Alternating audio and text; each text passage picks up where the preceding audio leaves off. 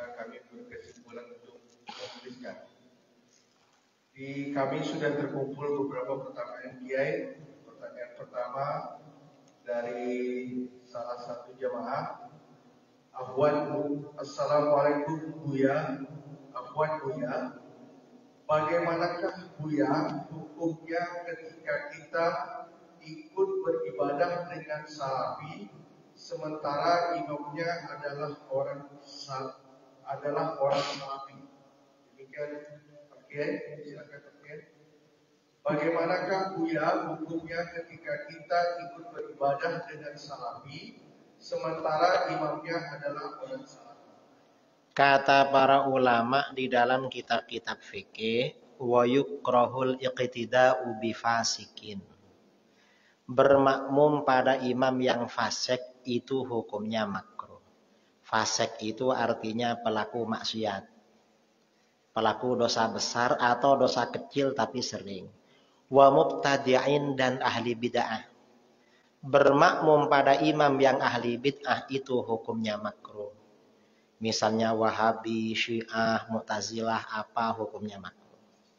Jadi makruh tapi sah. Kalau gak ada lagi yang ada imamnya itu, apa sebaiknya kita bermakmum? Apa enggak? Sebagian ulama kita mengatakan sebaiknya bermakmum aja, asal bisa khusyuk.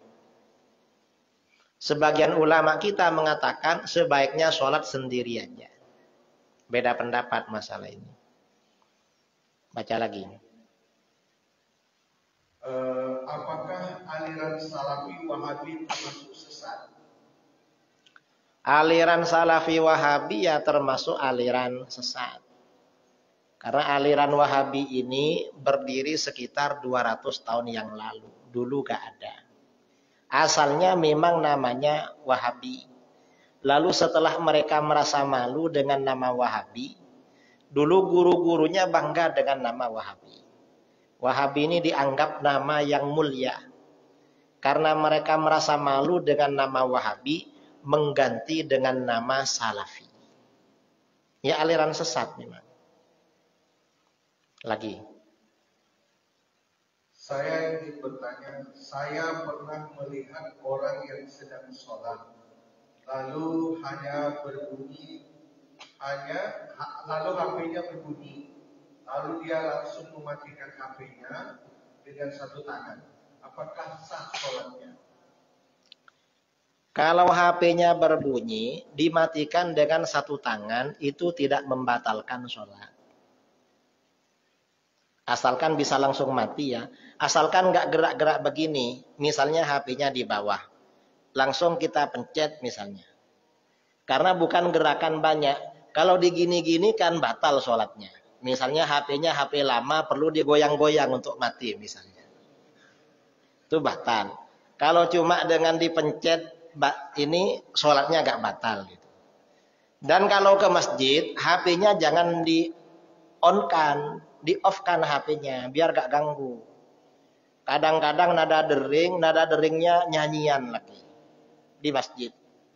Saya pernah di Masjidil Haram itu ya. Di depan Ka'bah, sama di Masjid Nabawi. Pas sholat, tiba-tiba di sebelah itu berbunyi nada dering lagu dangdut.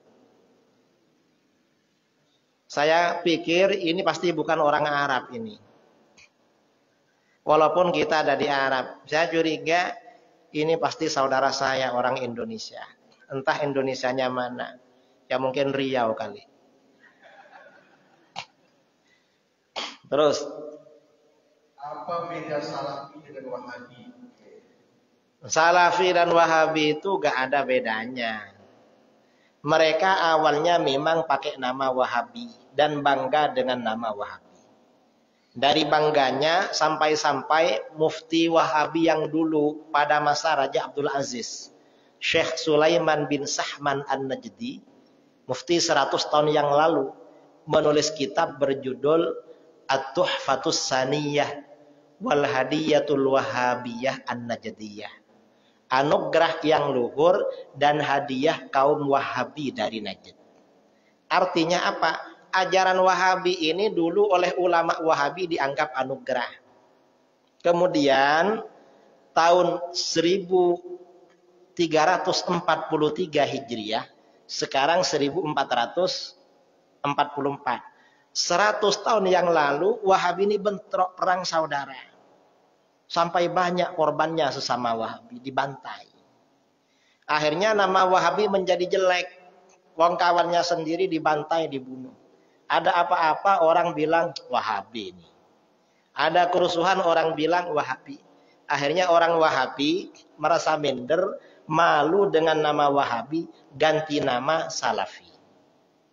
Nah, belakangan ini sebagian Wahabi sebenarnya ada yang nggak mau nama Wahabi, ganti nama lagi. Dengan nama Salafi ada yang malu sebenarnya. Sudah ada yang mengganti nama Ahlul Hadis wal Athar. Ini ada yang pakai nama baru, nggak mau disebut Salafi. Tapi Wahabi juga sebenarnya. Cuma faksi lain. Ini hanya nama-nama aja sebenarnya. Di Indonesia ini ada juga aliran sesat itu ganti-ganti nama. Apa? LDII. LDII itu asalnya dulu namanya Lemkari. Pernah Darul Hadis Lemkari, sekarang LDII. Yaitu juga ajarannya.